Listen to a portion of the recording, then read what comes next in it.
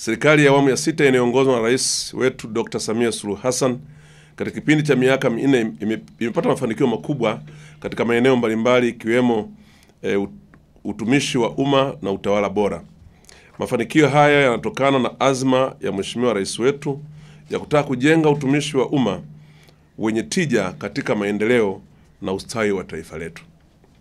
Ndugu wanahabari, azma hii ilijidhihirisha rasmi wakati alipohutubia Bunge la 12 la Jamhuri ya Muungano wa Tanzania tarehe 22 mwezi wa Aprili mwaka 2021 kwa mara ya kwanza tangu aapishwe kuwa rais wa Jamhuri ya Muungano wa Tanzania, ambapo alisema kuwa serikali anayoiongoza itaendeleza jitihada za kuimarisha nidhamu na uwajibikaji kwenye utumishi wa umma. Sanjari na hilo, Mheshimiwa Rais alisema kuwa serikali yake imejipanga kuimarisha taasisi na kuweka mifumo ya uwajibikaji ambayo itahakikisha viongozi na watumishi wa umma wote katika ngazi zote wanawekewa malengo yanayopimika. Mheshimiwa Rais wetu hakusita kuelezea azma yake ya kuweka mfumo imara ya upimaji ya utendaji kazi wa watumishi wa umma na wa taasisi za umma kwa ujumla. Aliainisha kuwa serikali yake itaangalia upya mfumo wa wazi wa upimaji wa utendaji kazi wa utumishi wa umma yani OPRAS ili kupata mfumo sahihi wa kupima utendaji kazi wa utumishi wa umma hapa nchini. Ndugu wanahabari na ndugu wananchi, Rais wetu aliongeza kuwa serikali yake imedhamiria kuwapima viongozi na watumishi kwa namna wanavyotimiza majukumu yao. Hivyo serikali haitakuwa tayari kuwaonea aibu viongozi na watumishi wazembe, wezi na wabadhirifu wa mali ya umma. Ndugu wanahabari, ndugu wananchi, kuhusiana na mapambano dhidi ya rushwa, Rais Mheshimiwa Dr. Samia Suluhu Hassan alieleza azma ya serikali yake ya kuendeleza juhudi za kupambana na rushwa kwenye utumishi wa umma. Aidha, alieleza bayana namna serikali yake itakavyohakikisha inazingatia utoaji wa stahiki za watumishi wa umma kwa wakati, kwani majukumu yanayotekelezwa na watumishi wa umma ni lazima yaendane na haki zao. Hivyo basi, Rais wetu alijipanga kuhakikisha serikali anayoiongoza inasimamia mageuzi katika utumishi wa umma na kutazama maslahi ya watumishi ikiwemo suala la upandishwaji vyeo na mishahara. Ndugu habari, ndugu wananchi, nimeona ni vema kabla sijazungumzia mafanikio yaliyopatikana katika kipindi cha miaka minne, mimi niliyepewa dhamana na Mheshimiwa Rais wetu Dr. Samia Suluhu Hassan pamoja na wenzangu ili tuweze kumsaidia kusimamia masuala ya utumishi wa umma na utawala bora, nieleze azma aliyokuwa nayo rais hapo awali pindi akikabidhiwa rasmi dhamana ya kuliongoza taifa hili, ili mafanikio nitakayosema umma wa Tanzania uone namna serikali ya awamu ya 6 ulivyotekeleza kwa vitendo yale ambayo aliahidi. Sasa nizungumzie mafanikio. Mafanikio yaliyopatikana katika kipindi cha miaka minne kwa utawala wa serikali ya awamu ya 6 chini ya uongozi wa Dr. Samia Suluhu Hassan ni mengi sana. Miongoni mwa mafanikio hayo ni kama ifuatavyo. Kwanza ni kusimamia mikataba ya utendaji kazi serikalini.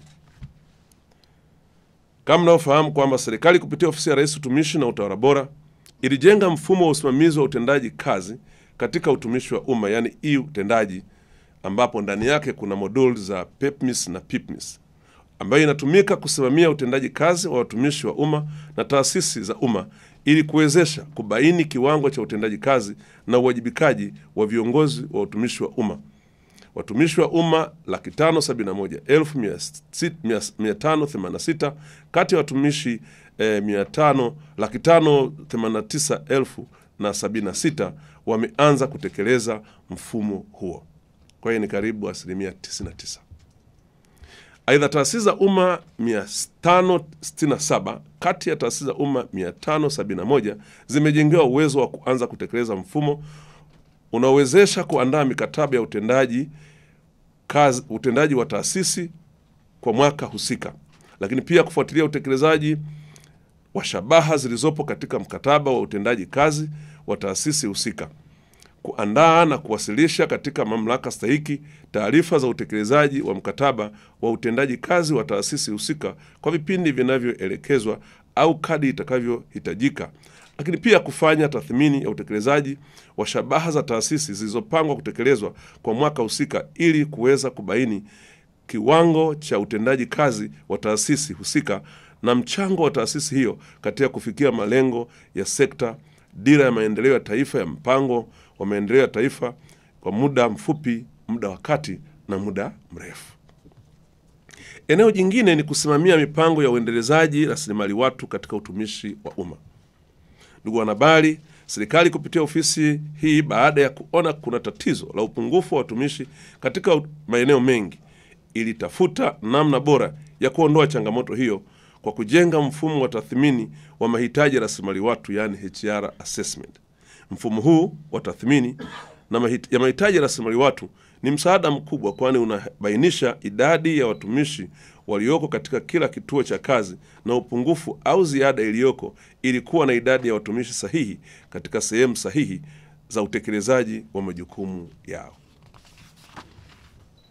Kupitia mfumo huu, taasisi za umma zimewezeshwa kuandaa mahitaji ya watumishi. Hadi kufikia Mei 2024, mfumo umechakata takwimu za mikoa yote 26 ya Tanzania na kuzifikia taasisi 534. Baada ya majumuisho ya taarifa za tathmini ya mahitaji ya watumishi kwa taasisi hizo, ilibainika kuwa watumishi waliopo ni 597,396 na mahitaji ni watumishi 1,136,767, na hivyo kuwa na upungufu wa watumishi 441,366 ambayo ni zaidi ya 73% ya watumishi waliopo. Eneo jingine ni kusimamia maadili ya utumishi wa umma.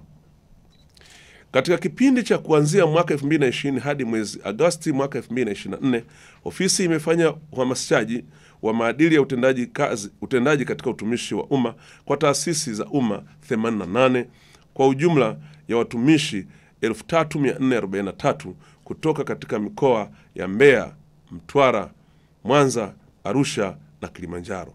Mazoezi haya ni mwendelezo wa jitihada zilizochangia kukua kwa kiwango cha uadilifu kwa watumishi wa umma kama ilivyobainishwa kupitia utafiti uliofanywa na ofisi mwaka 2022 kuhusu hali ya uadilifu katika utumishi wa umma, ambapo utafiti ulibainisha kuwepo kwa ongezeko la 9.8% kutoka 66.1% mwaka 2014 hadi 75.9% mwaka 2022. Katika eneo hilo pia tumefanya kazi ya kupitia mifumo wa mrejesho. Ofisi imepokea mrejesho jumla ya hoja 146,204 ambapo hoja 142,222 zilishughulikiwa na hoja 1,313 zinaendelea kushughulikiwa kupitia idara na vitengo.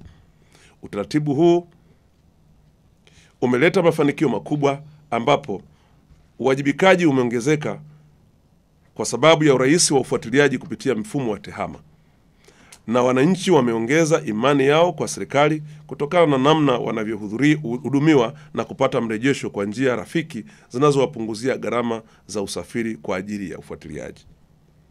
Katika eneo hili pia, kipengele kingine ni kwamba ofisi imeendelea kushirikisha taasisi simamizi za maadili kwa kuzijengea uwezo kamati za uadilifu kupitia mkakati wa taifa dhidi ya rushwa na mpango wa utekelezaji wa awamu ya 3 na sasa awamu ya 4, ambapo katika kipindi cha kuanzia mwaka 2020 hadi mwezi Agosti mwaka 2024 ofisi imezijengea uwezo kamati za uadilifu 59 zenye jumla ya watumishi 700 kwa njia ya mafunzo ya maadili ya utendaji katika utumishi wa umma, ikiwa ni sehemu ya kuimarisha nidhamu, utendaji kazi na uwajibikaji. Ushirikiano huo umechangia mafanikio ya nchi kudhibiti vitendo vya rushwa.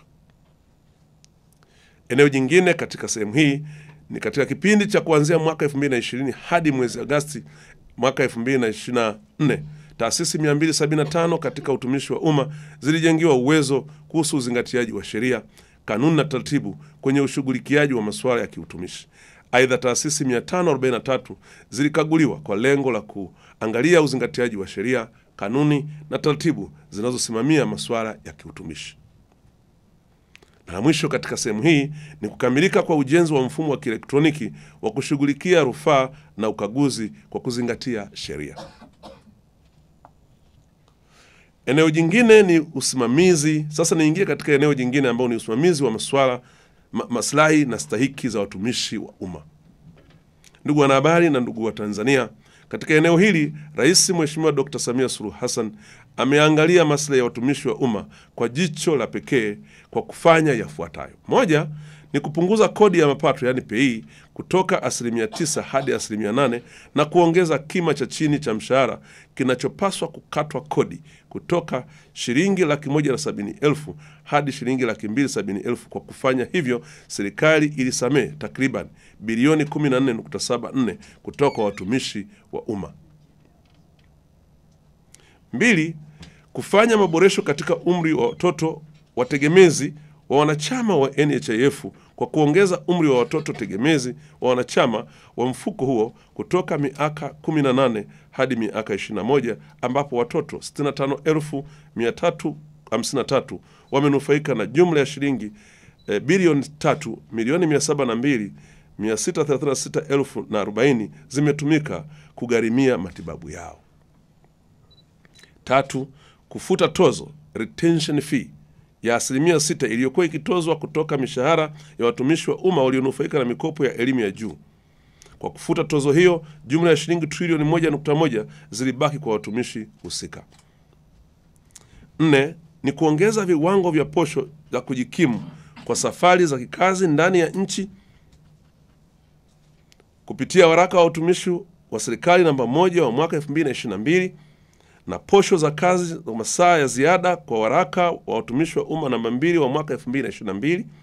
Aidha, kwa kuzingatia uwezo wa kibajeti na hali ya ukuaji wa uchumi, serikali iliongeza mshahara wa kima cha chini kwa 23.3%. Vile vile serikali imetoa nyongeza ya mwaka ya mshahara yani annual increment kwa mwaka 2023-24 na 24-25 na imekuwa ikitolewa kila mwezi kuzingatia tarehe ya mwisho ya mtumishi kupandishwa cheo. Sehemu ya 5 katika eneo hili, Mheshimiwa Rais aliridhia kulipa malimbikizo ya mishahara ambapo hadi kufikia tarehe 30 Agosti mwaka 2024 madai ya malimbikizo ya mishahara ya watumishi 130,463 yenye jumla ya shilingi bilioni 266,518,818,818 na senti 18 yalipokelewa na kushughulikiwa. Aidha, katika kipindi hicho madai ya malimbikizo ya mishahara ya watumishi wastaafu 9,651 kutoka kwa waajiri yenye jumla ya shilingi bilioni 32,664,781,238 yamepokelewa na kushughulikiwa.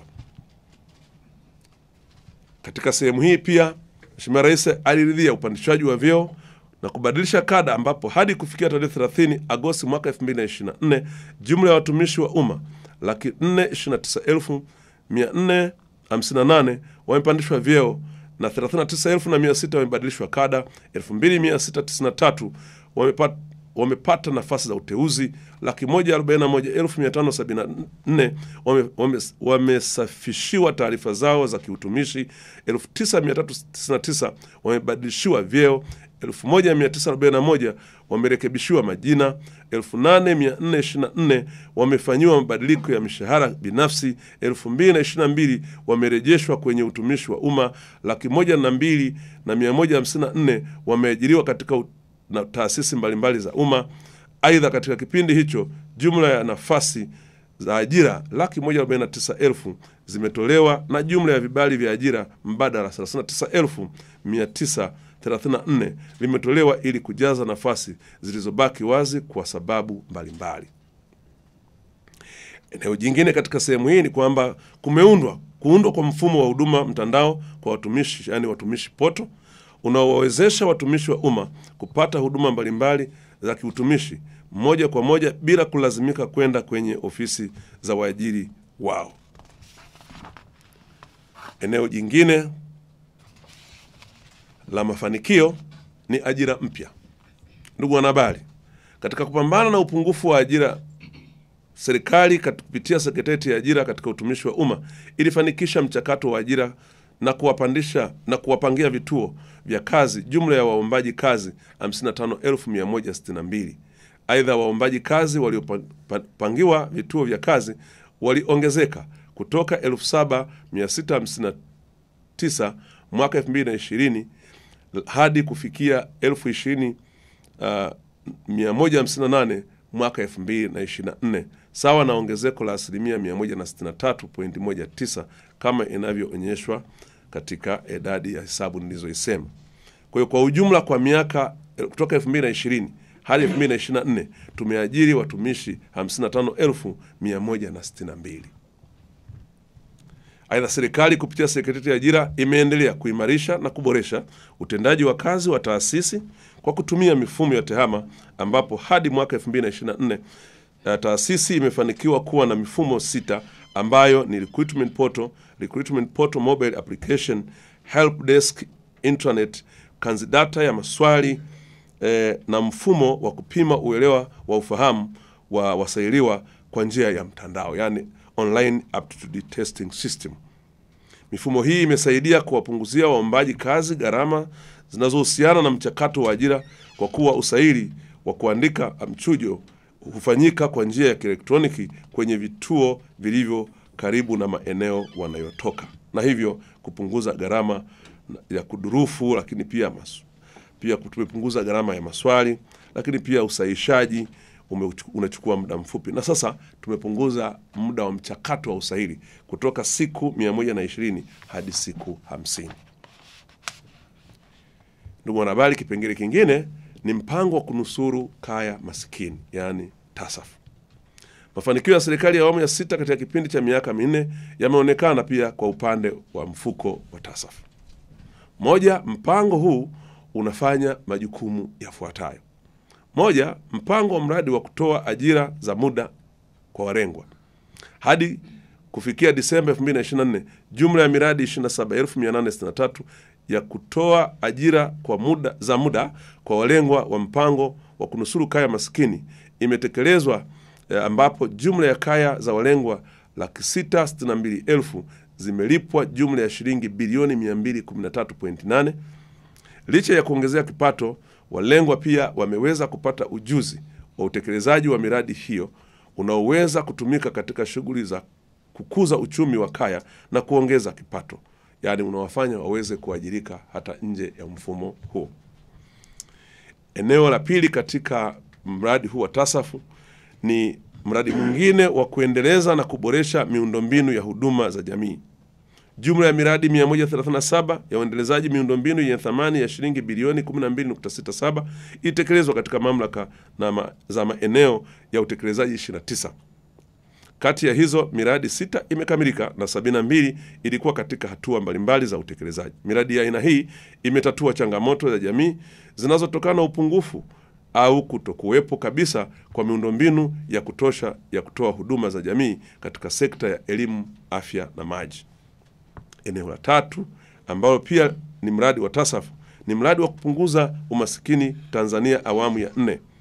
Hadi kufikia mwezi Disemba mwaka 2024, jumla ya miradi ya jamii 1,518 yenye thamani ya shilingi bilioni 81.8 imetekelezwa, ambapo miradi 659 imekamilika na inatumika kutoa huduma na miradi 859 ipo katika hatua mbalimbali za utekelezaji. Idadi ya miradi hiyo kisekta ni elimu 495, afya miradi 262, barabara ya vijijini miradi 120, maji miradi 23, kilimo 11, mazingira 6, majosho 4 na miradi ya kuongeza kipato 597. Miradi ya kuondoa umaskini awamu ya 4 ni miradi unaotekelezwa na TASAF kwa ufadhili wa Umoja wa Nchi Zinazozalisha Mafuta kwa Wingi Duniani, yani OPEC, katika mikoa mitano ya Arusha, Geita, Mwanza, Njombe na Simiyu.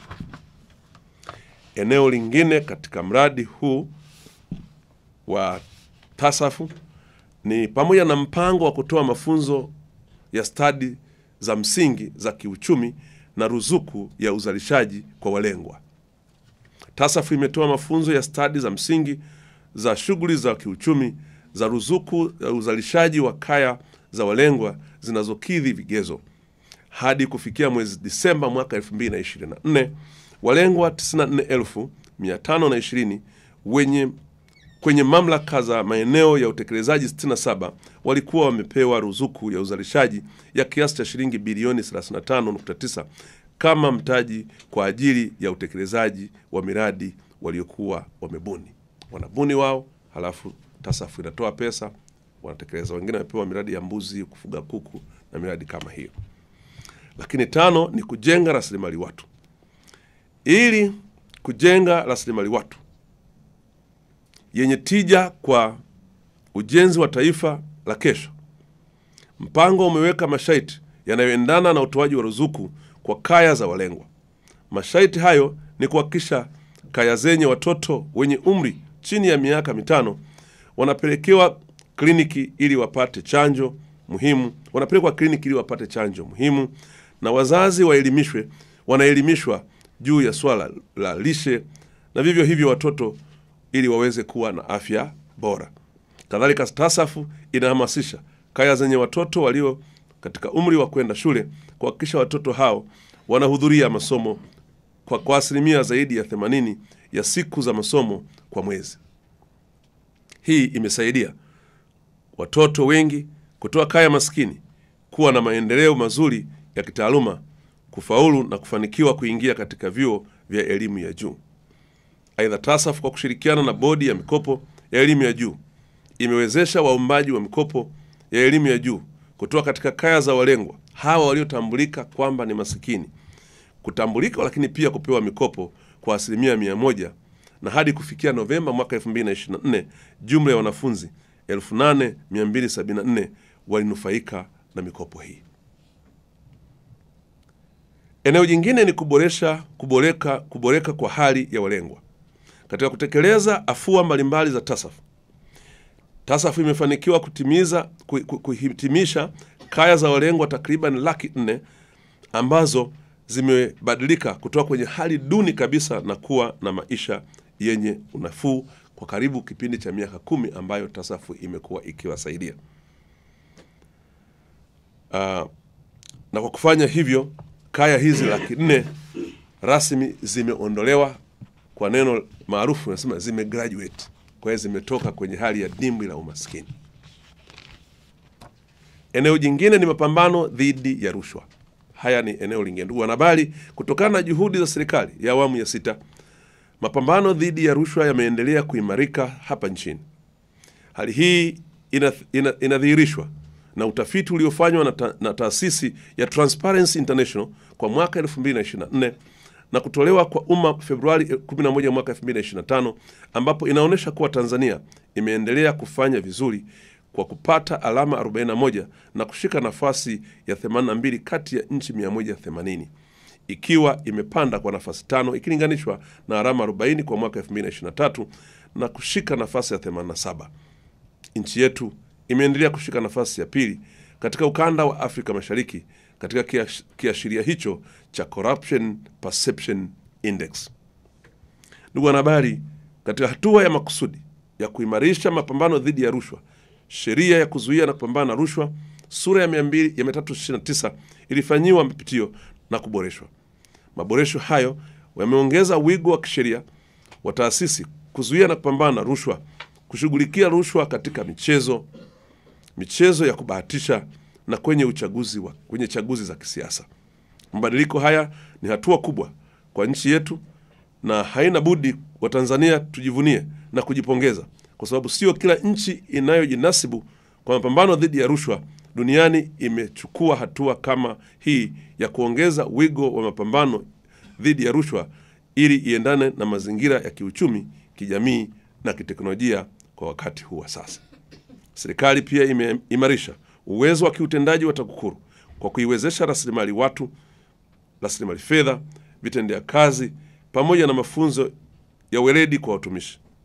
Kati ya mwaka 2022 na 2024, serikali iliipatia TAKUKURU vibali vya ajira 1190 na kugharimia mafunzo ya weledi ya kimuundo kwa watumishi.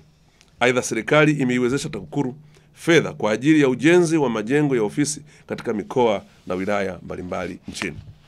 Ndugu wanahabari, uimarishaji wa TAKUKURU umeifanya kutekeleza majukumu yake kwa ufanisi hivyo kuimarisha mapambano dhidi ya rushwa nchini. Mathalan, katika kipindi cha miaka 4 kutokana na uwezeshaji uliofanywa na serikali kupitia operesheni mbalimbali za uchunguzi wa tuhuma za rushwa pamoja na ufuatiliaji wa miradi ya maendeleo, TAKUKURU imefanikiwa kudhibiti na kuokoa kiasi cha fedha shilingi bilioni 205.07 ambazo zilirejeshwa serikalini na kutumika kwa ajili ya shughuli zingine za maendeleo. Ndugu wanahabari, ili kuongeza ushiriki wa wadau katika kuzuia vitendo vya rushwa, programu ya TAKUKURU Rafiki ilizinduliwa tarehe 20 mwezi Desemba. Programu hii imelenga kushirikisha wadau kutatua kero katika utoaji wa huduma kwa umma na utekelezaji wa miradi ya maendeleo, ambapo zikiachwa bila kutatuliwa zinaweza kusababisha kutokea kwa vitendo vya rushwa. Utekelezaji wa programu hii umekuwa wenye mafanikio makubwa, ambapo kero nyingi zilizoibuliwa zimetatuliwa na hivyo kuzuia vitendo vya rushwa na kuboresha huduma zinazotolewa kwa umma. Kupitia programu hii, jumla ya kero 22,482 ziliibuliwa, ambapo kati ya kero hizo kero 15,104 zimepatiwa ufumbuzi katika sekta mbalimbali, ikiwemo sekta ya afya, elimu, maji, nishati, mawasiliano, maendeleo ya jamii, mazingira, ujenzi. Ni sekta zote ambazo wananchi wanapata huduma. Taarifa TAKUKURU Rafiki, unapiga simu, wanapokea, wanafuatilia hiyo kero. Hata kama uko hospitalini, uko kwenye bili za maji, uko TANESCO, uko TRA, TAKUKURU inafikika, na ukipiga simu wanakuja eneo husika kwa siri. Eneo jingine la mafanikio ni kuhusiana na serikali mtandao. Ndugu wanahabari, awamu ya 6 ya uongozi wa Mheshimiwa Dr. Samia Suluhu Hassan imeweka mwelekeo makususi kuhusu matumizi ya TEHAMA, sheria, viwango na miongozo ya serikali mtandao, pamoja na mkakati madhubuti inayosimamiwa na mamlaka ya serikali mtandao, yani IGA. Umechochea kuimarika zaidi kwa matumizi ya TEHAMA katika taasisi za umma. Mafanikio haya yameiwezesha Tanzania kutambuliwa kimataifa katika kuimarisha matumizi ya TEHAMA serikalini, ambapo mwaka 2022 Benki ya Dunia ilifanya utafiti katika nchi 198 duniani kuhusu ukomavu wa matumizi ya teknolojia duniani katika utoaji wa huduma za serikali na ushirikishwaji wa wananchi, yani GovTech Maturity Index. Ripoti ya utafiti huo ilibainisha kuwa Tanzania imefanikiwa kupanda daraja kutoka kundi B hadi kundi A na kushika nafasi ya 26 duniani, nafasi ya pili barani Afrika baada ya Mauritius na ya kwanza Afrika Mashariki. Mafanikio haya ni makubwa katika kupambana na rushwa. Katika masuala ya TEHAMA tumekuwa katika Afrika, sisi ni wa pili. Kwa hiyo tunapaswa kujivunia.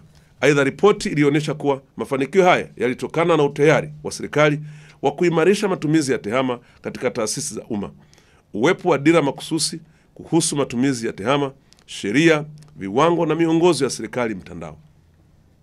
Mikakati madhubuti ya utekelezaji wake unaosimamiwa na mamlaka ya serikali mtandao na yenyewe imesaidia sana. Vile vile mwaka 2024 Tanzania ilishinda tuzo ya Umoja wa Mataifa ya ubunifu katika huduma za umma kwa mwaka 2024, yani UN Public Service Innovation Awards, kupitia mfumo wa mrejesho, ambapo ulitambuliwa na Umoja wa Mataifa kama jukwaa shirikishi la kidijitali linalowezesha serikali kukusanya maoni ya wananchi na hivyo kuweza kuifanya serikali kuwa karibu zaidi na wananchi wake na kuwapatia huduma bora.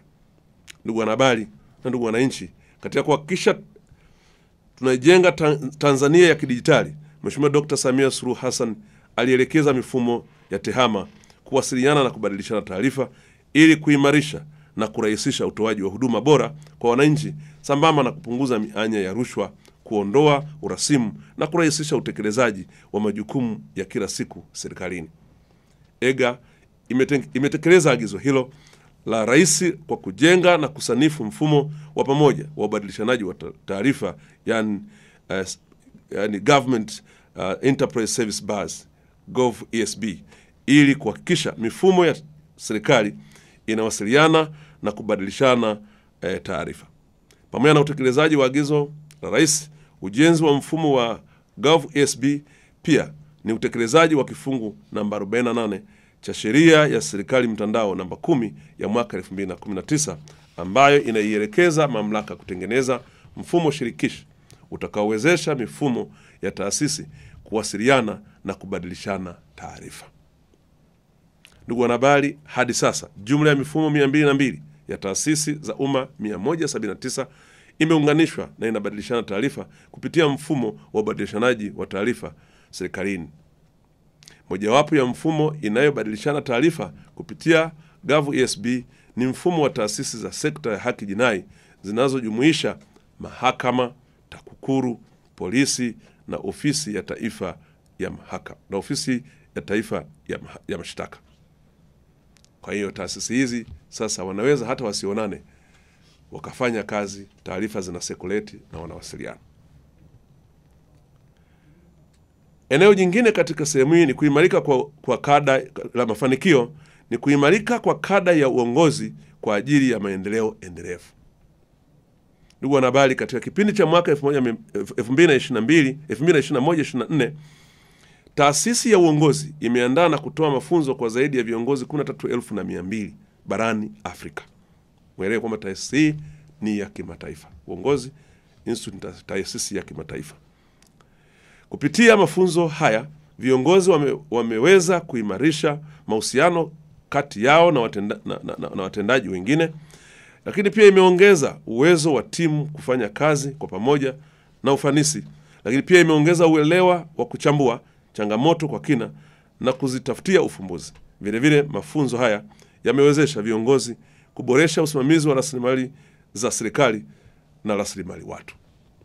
Aidha, pamoja na programu mbalimbali zinazotekelezwa na taasisi ya uongozi kwa kushirikiana na chuo cha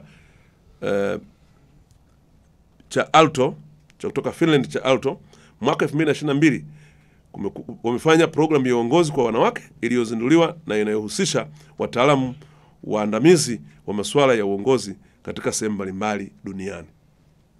Ndugu wanahabari, kabla ya sijahitimisha taarifa hii ya mafanikio, napenda kuchukua fursa hii kumpongeza sana Mheshimiwa Rais wetu Dr. Samia Suluhu Hassan kwa kutoa dira na maelekezo ambayo yametekelezwa kwa ufanisi na kuleta mageuzi makubwa katika utumishi wa umma hapa nchini. Naomba nichukue nafasi hii kuwasihi Watanzania wenzangu wote, kwa umoja wetu tumuunge mkono Mheshimiwa Rais kwa mwelekeo wake na kazi zake, kwa sababu kauli mbiu ya kazi iendelee inalipa taifa letu mafanikio makubwa ukilinganisha na muda ambao rais wetu amekaa katika nafasi hii. Mwisho kabisa,